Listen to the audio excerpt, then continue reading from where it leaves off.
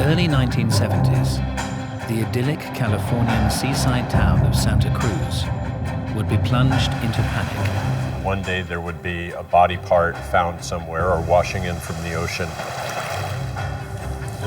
Innocent young women were being raped, murdered, and dismembered. He picked up a sack with the remains and then heaved it over. And all the while, the elusive killer was right under the noses of the cops that pursued him. He had a great personality. He was a likable guy. What kind of man could commit such heinous crimes? He would have oral sex with a decapitated head. Was he a terrible product of his environment? His mother would lock him in the basement room at night because she had this idea that he could possibly sexually assault his sisters. Or was the co-ed butcher born to kill? He just erupted. Ah!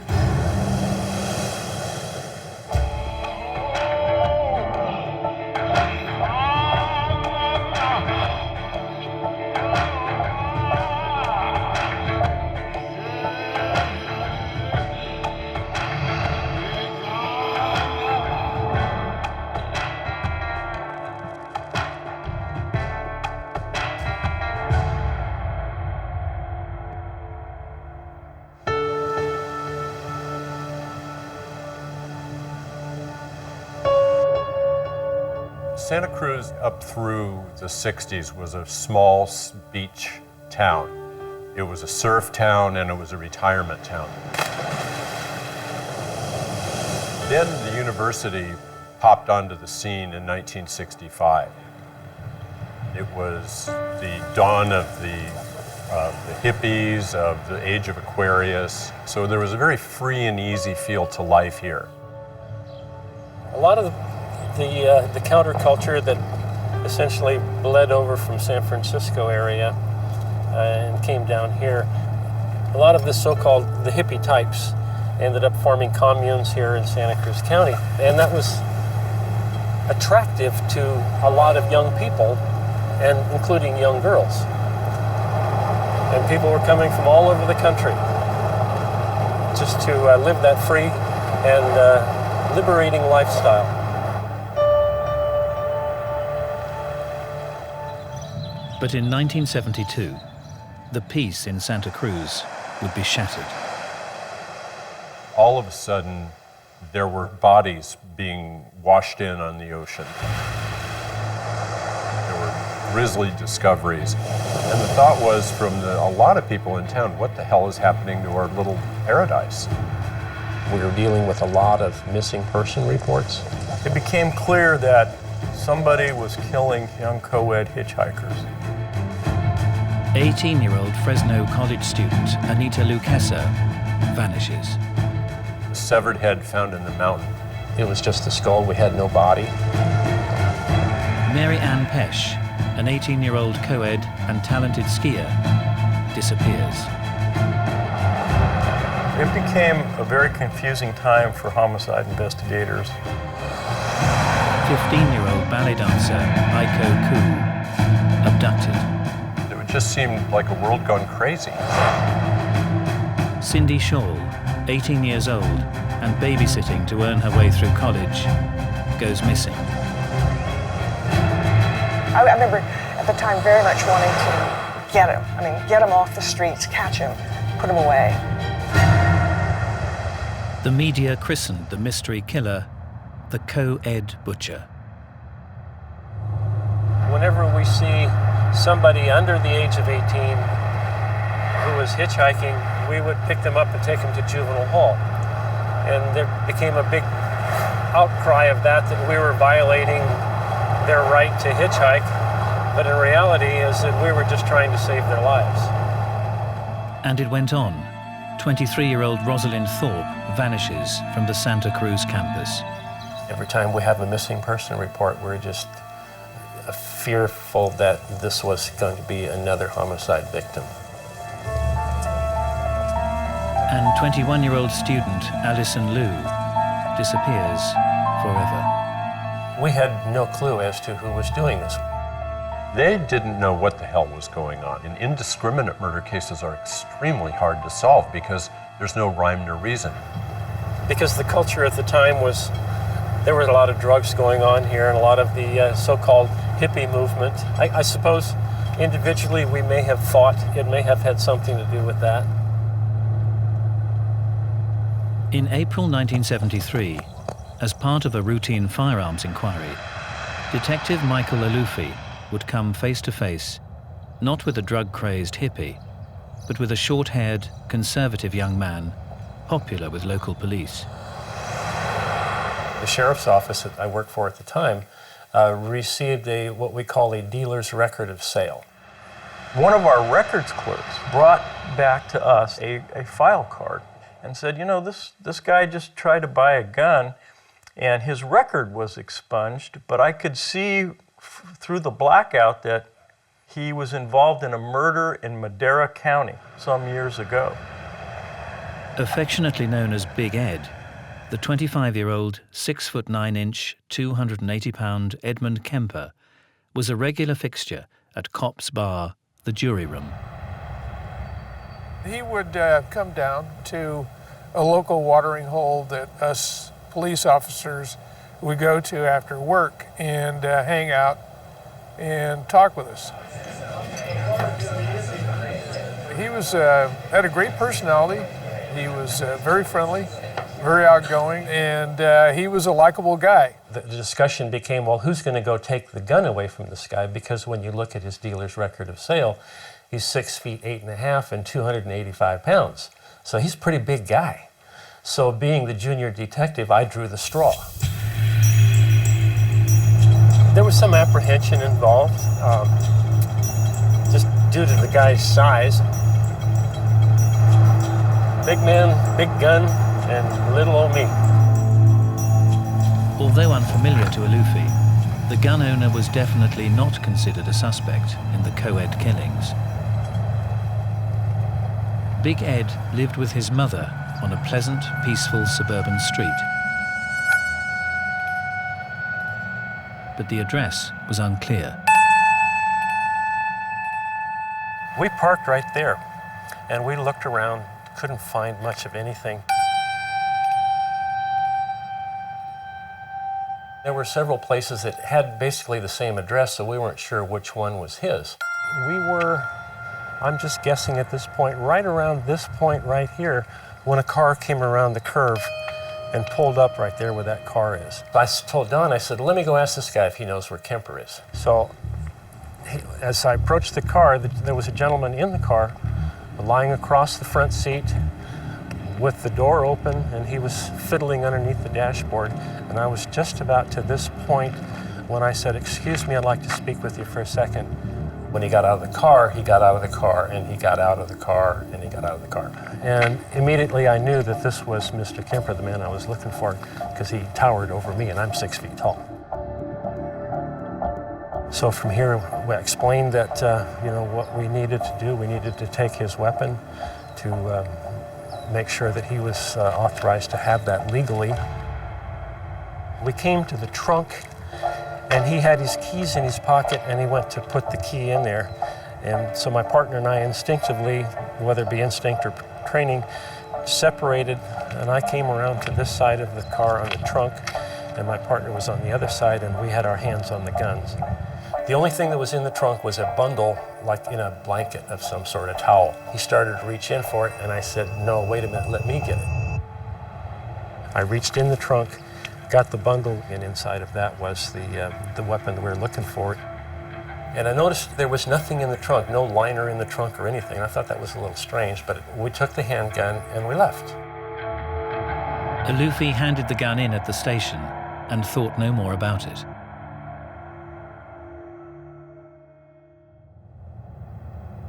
Two weeks later, 5 o'clock in the morning, Officer Jim Connor is on the night shift when he overhears a colleague taking a call from the gun owner. Knowing Ed, I got on the phone and we started talking. I could tell that something wasn't right. He was in Pueblo, Colorado. He was in a phone booth, and He hadn't had any sleep for several days, and he said he had done something really bad. He said that he had killed his mother and a friend of hers.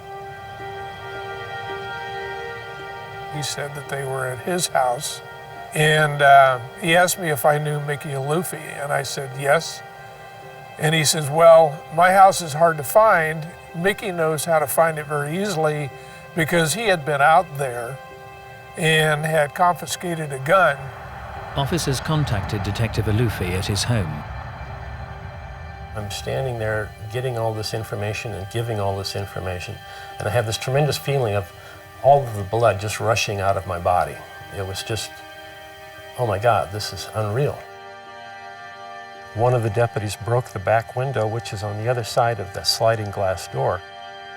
And then we started looking to see if we could locate the bodies in the closet. We pulled back a sheet and we saw some hair and some blood. Then Big Ed Kemper made a startling confession. He made comments to Jim Connor on the telephone that he had killed all of the co-eds too. Taken into custody, 24-year-old Edmund Kemper would then reveal an extraordinary and sickening tale.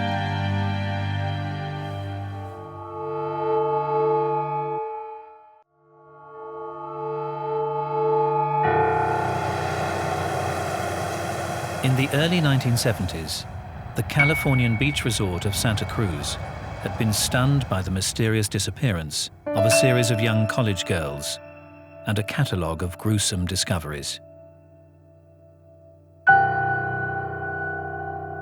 Then in April 1973, 24-year-old, 6'9" Edmund Kemper unexpectedly confessed that he was the infamous co-ed butcher, and that he now had a tally of 10 murder victims to his name.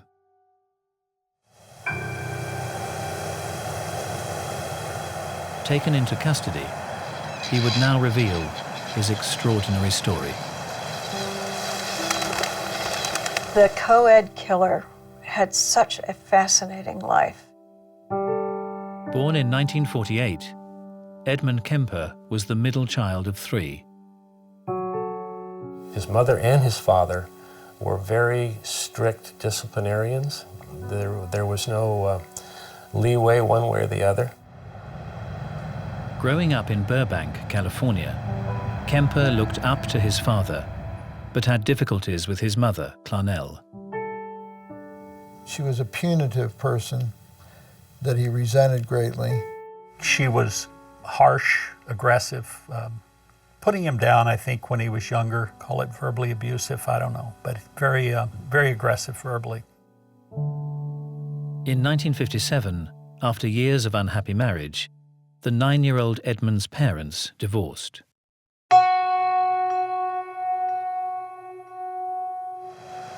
Clarnell, Edmund, and his 2 sisters moved away. Kemper was already behaving oddly. He showed a lot of pathology as a child. He would cut off the heads of his sister's dolls, in other ways deform the dolls. At 10, he had made a comment that if he ever had to kiss his teacher, he would have to kill her. And when you think about a 9 and 10-year-old at that point having that kind of a thought process, you begin to wonder, you know, what is it about him? The young Kemper was developing a violent fantasy life. He moved from dismembering dolls to harming animals. He admitted once burying a cat alive, later digging its body up to play with.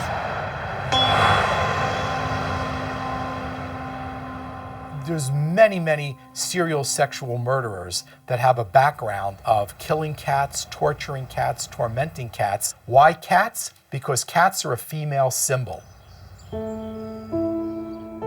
Kemper was showing warning signs that the FBI have since identified as common amongst a number of serial killers.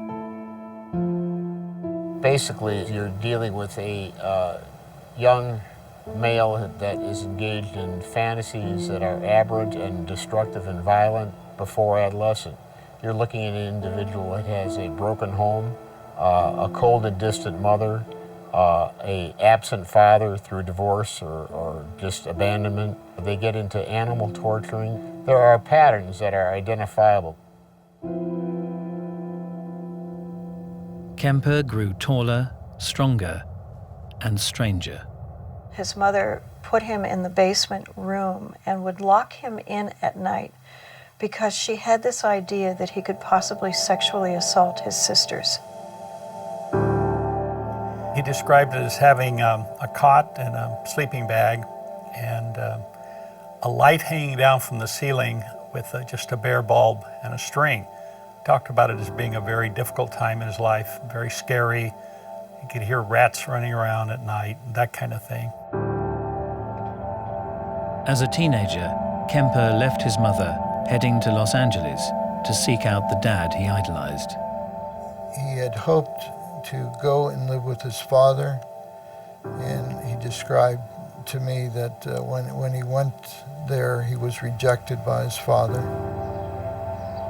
Edmund Kemper was sent to live with his paternal grandparents on their remote farm. Here, the troubled teenager's violent fantasies would be realized for the first time. He found his grandmother to be an authoritarian and a disciplinarian, like his mother. His grandfather was out shopping or whatever, and he took a .22 and shot and killed his grandmother.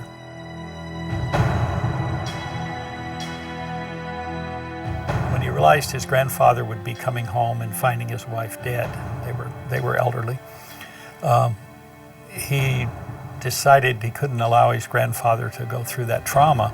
So when his grandfather came in, he shot and killed him. He said he didn't want the grandfather to suffer knowing that his wife was dead. It's the most bizarre statement. I mean, you don't go out and just shoot somebody to keep them from finding out that their wife is dead.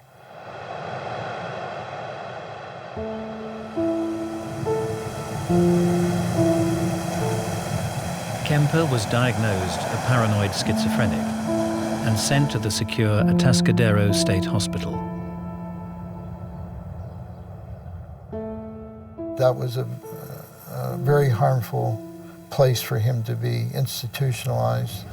He certainly learned a lot of bad things. Dr. William Schanberger was one of the facility's staff. In those days, we had 1,600 patients in the hospital. There were probably several dozen people who had committed murder. 800 mentally disordered sex offenders. We had psychology staff of only 10 people or so. Although not Kemper's therapist, Schanberger would have regular contact with the inmate. Ed is a bright fellow, and that was obvious when you were talking with him. He was kind of a model patient. The likable Kemper soon became a trusted assistant to the psychology staff that dealt with the hundreds of sex offenders. He had so much access to the records, and there would be detailed descriptions of the methods used in carrying out the crimes, techniques of deception. Remember, he was 15 when he went into the mental hospital, and he really had never had any sexual experience at all. Generally, what you'll find is that the child will pursue these violent fantasies, and in adolescence, the sexual element will come on board, and they will have sexual fantasies that develop along the lines of using people as an object rather than a partner. They want to do something to somebody, not with somebody. He had a fantasy life. He described himself as masturbating numerous times during a day when he was in the mental hospital. As part of his duties, Kemper had access to the hospital's psychological test papers. Kemper was very smart. He knew what psychiatrists and psychologists wanted to hear. He knew all the criteria for different diagnoses. They treated him, and I think they thought they cured him. After 5 years in the secure hospital, Edmund Kemper, now 20 years old and 6 feet 9 inches tall, was released.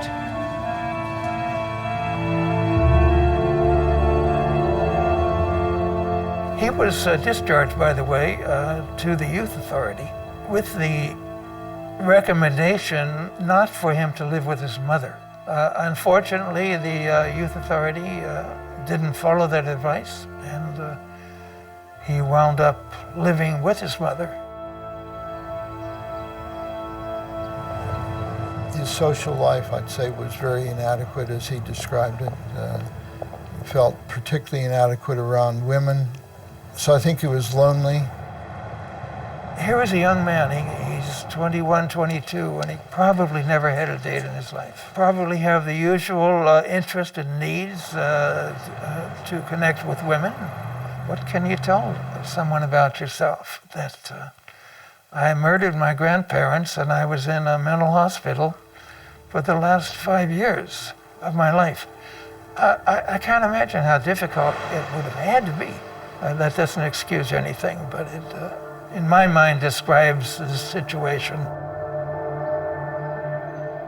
So he started picking up co-eds, and some of them he wound up murdering, and doing even worse things at times. In custody, Edmund Kemper would reveal to investigators the full horror of his extraordinary crimes, in minute and graphic detail. It's about as serious and complex series of sexual pathologies as I've come across. He said a lot of things that they're kind of disturbing.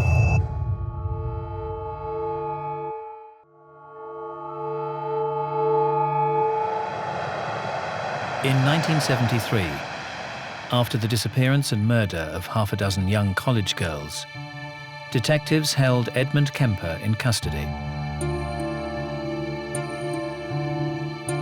And the 6 foot 9 inch killer was eager to talk. Leading detectives to the scenes of his crimes, he would explain his murders in chilling detail to anybody who'd listen.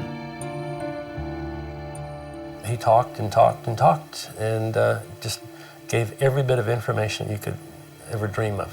And he goes into great detail about the things that he did to these girls. Most of the serial killers I've worked with fall into two distinct types. One group of serial killers will never like to talk about their offending behavior at all. Whereas the second group of serial killers are desperate to talk about their killing. They're desperate to be at the heart of the story.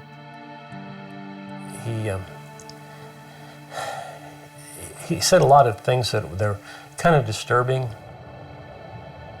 Investigators learned how Kemper had taken months to develop his strategy for abduction. He spent a lot of time traveling all over Central California and even down into Los Angeles. And what he would do is he would find hitchhikers and he would essentially do a practice run. As he would drive off with the young women, he would look over at them, think about fondling their breasts, and have great sexual curiosity about them. Over numerous trips, Kemper honed his harmless persona and perfected his plans. Only then did he feel confident enough to act out his fantasies.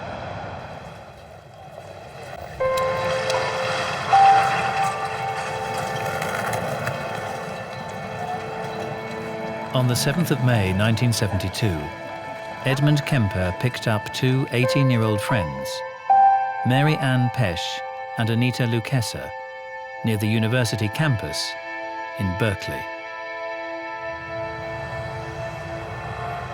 They would get in the car and he would drive off, and immediately he would say, "Oh, I don't think your car door is closed. And he's huge. He's a big man. He could reach all the way across the car, open it, close it, and then he would drop a chapstick behind that mechanism. So if they became afraid or they wanted to get out, it wouldn't allow the mechanism to work. Kemper drove them to a remote spot. He told detectives that holding the girls at gunpoint, he had forced Anita to climb into the trunk. He then returned to the car and stabbed Mary Ann until she was dead.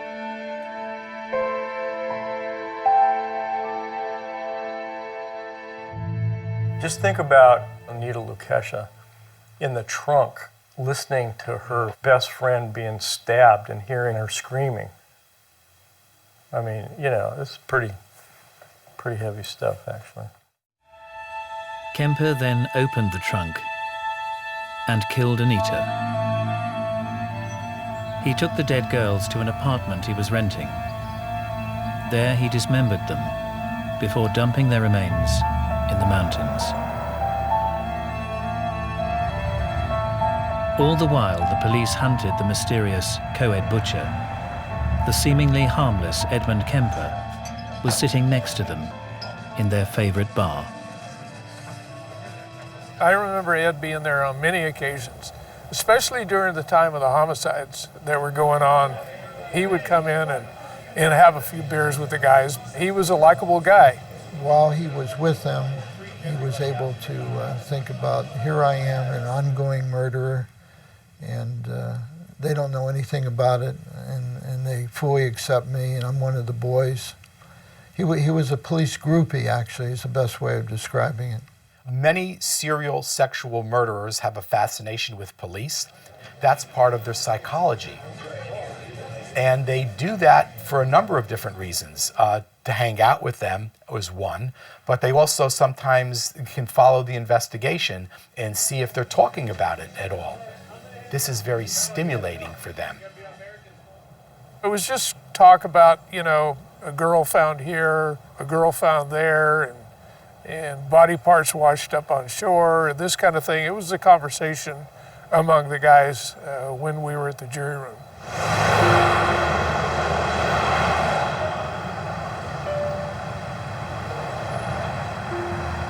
On the 14th of September 1972, Kemper spotted 15-year-old ballet student Aiko Koo hitchhiking. She'd missed her bus and was worried about being late for a dance class. She had made a sign because she missed the bus. She needed to get to San Francisco. She was very young, small, easy to overpower. Got in the car. He drove across the bay to San Francisco, but unfortunately for her, just kept going. This little girl was terrified, obviously. Kemper bound, gagged, and then suffocated his captive. But it was only when Kemper took his victims' bodies home that he could fully act out his twisted fantasies. With most of them, he would actually have intercourse with the dead woman. He would have sex with her entire body, then sometimes also with the decapitated body. And then sometimes he would have oral sex with the decapitated head. It's not unusual for a serial murderer to have sexual actions with a decapitated body. It's because it's not a person to them. To them, it's an object. I have the power to do anything I want with this woman. She's mine, and I can do anything that I'm curious about, do anything I've only dreamed about doing, and nobody can do anything about it. Power is a big part of it, but extreme sexual pathology is another. In order to evade detection, Kemper would separate his victims' body parts and dump them in different locations. One spot, just minutes from Detective Terry Medina's home. When I did find out that he was up here, that made me reflect on my wife. You know, we had 2 small kids up here, and she would be home alone a lot. So that gave me kind of a funny feeling in the pit of your stomach. He was a predator.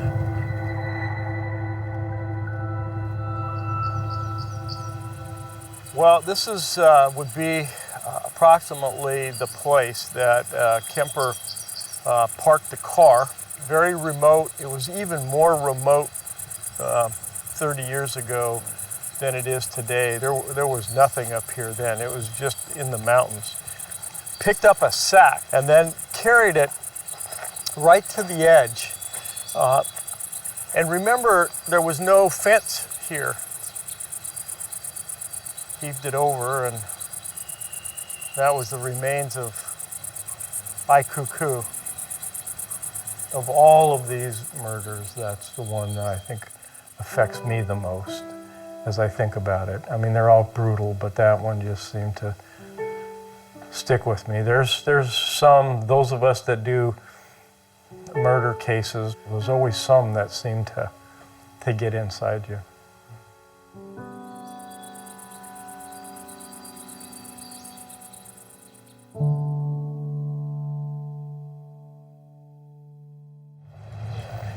Kemper would go on to claim the lives of 3 more co-ed hitchhikers. 23-year-old Rosalind Thorpe, 21-year-old Alison Liu, and 18-year-old Cindy Shaw, babysitter to police officer Jim Connor's kids. She was young, you know, she needed money like anyone else. She was very pleasant, and knowing that she was a student at the university, we felt very safe that we could, you know, trust her with our children. He had shot her with a .22. Kemper took Cindy's body to his bedroom in his mother's apartment. He had dismembered her, but in his mind there was some relationship there. He had an attachment, and he kept her head. Kemper told detectives he'd hidden Cindy's head in his mother's backyard, beneath his bedroom window. He buried it. It was about 2 feet down in the backyard, facing his bedroom window, so that there was some connection in his mind. It was unbelievable, because Ed seemed like, excuse the phrase, a gentle giant, you know, with a very nice personality and likable kind of guy, that he could be responsible for something like that.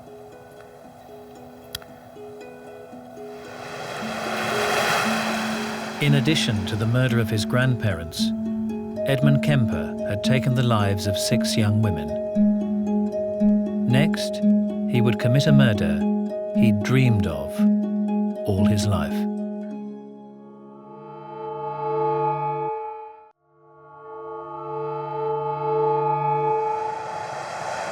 By March of 1973, 6 feet 9 inch Edmund Kemper had kidnapped and murdered 6 female co-eds without attracting suspicion. But in April, Detective Michael Alufi's routine visit to confiscate a firearm had unwittingly sent the suspicious Kemper into panic.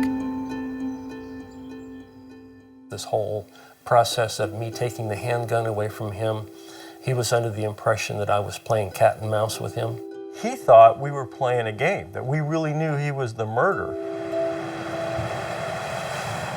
Kemper worried his mother, Clarnell, would now learn of his actions.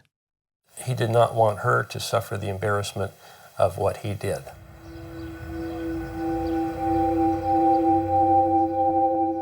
Edmund Kemper resolved to finally commit a crime he had fantasized about since he was a child. He got up at 4 o'clock in the morning, took a hammer, went into his mother's bedroom, just jammed that hammer through her head several times. That was a very messy murder. Kemper's mother would suffer the same fate as the young co-eds, and more. He cut off her head, and then he inserted his penis into her mouth. Put it on the mantle above the fireplace and just yelled and screamed at it. And at times he threw darts at her face. He talked about all the time she had screamed at him and yelled at him or belittled him. He cut out her vocal cords and tried to destroy them in the garbage disposal unit at the sink, because it was her chastising him using those vocal cords that so bothered him. Fearing his mother's death would soon be discovered by her best friend, Kemper invited her to the house, murdered her, and then fled.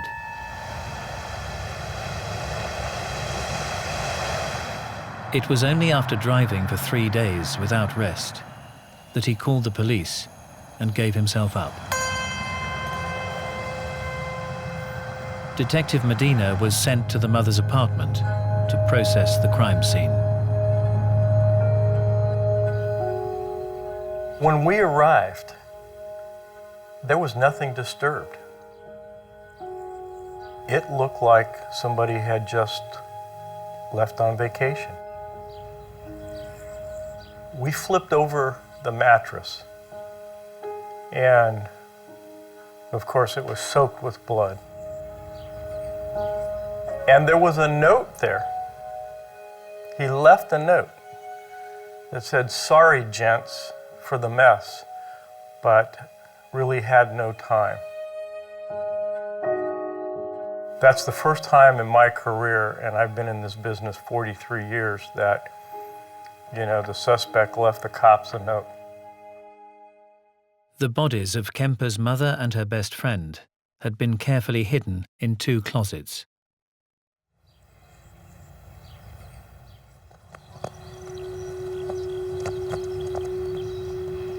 In October 1973, Edmund Kemper would be tried for multiple murder. Both prosecution and defense searched for the answer to the question on everyone's lips. Why would this large, friendly, cooperative guy, why would he kill all these people? Defense investigator Harold Cartwright spent over 100 hours interviewing Kemper. I never at all felt threatened at any time by, 260 pounds or something, 6'8" or whatever. And he's an enormous man, but he was just sort of like a gentle giant. But it seems Kemper's demeanor with the opposite sex may have been very different. Cameron Jackson, a graduate psychology student at the time, was asked to perform a standard personality test on him. I was the only person in the room with him, and I read the questions to him, and he was very cooperative. And then suddenly, just out of the blue, he both sort of started to get up, and he just erupted like a volcano and he's like that, and his hands and everything, and I just went like that backwards, and in immediately came 1 or 2 policemen who calmed everything down. It was just so fast and such an overwhelming rush of anger and emotion and fury. I don't really remember the exact question now that I was asking, but I'm sure it had something to do with women. And I was a woman asking him questions.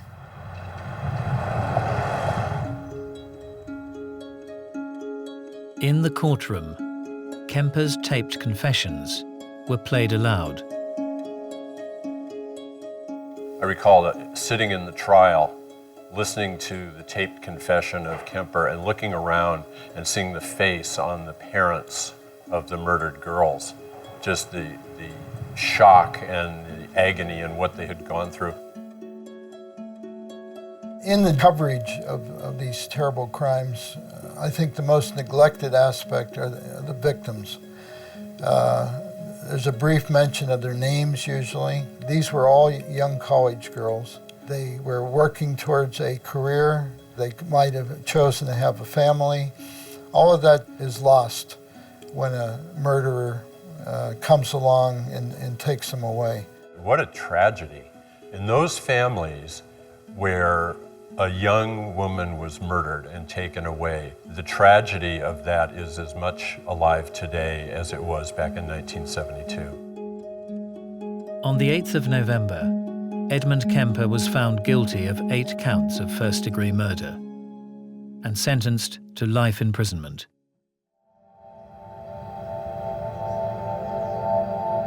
So what drove Kemper to take the lives of 10 innocent victims? Was it his broken family life and the alleged emotional abuse from his mother? Or was he simply born to kill? He only once said something like, it was the way I could control them. And that's the only thing he ever said the entire time I dealt with him that had anything to do with why he did what he did.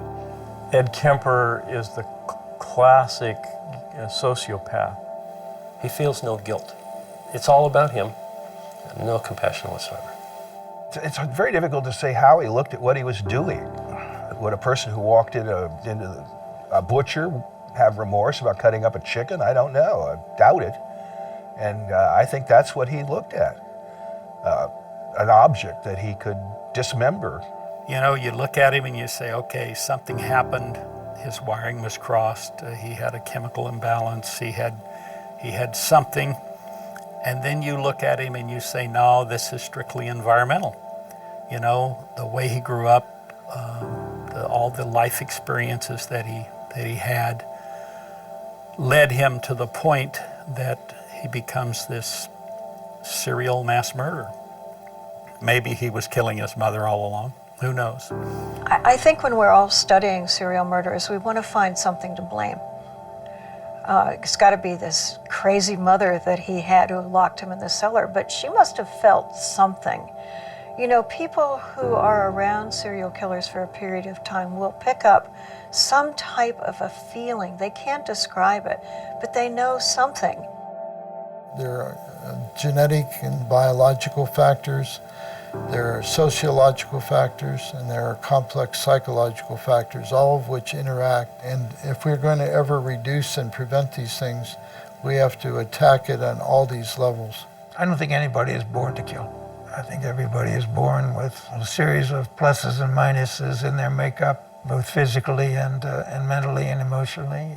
I think that things happen to people. Most people are able to cope with it, deal with it. Some people are not.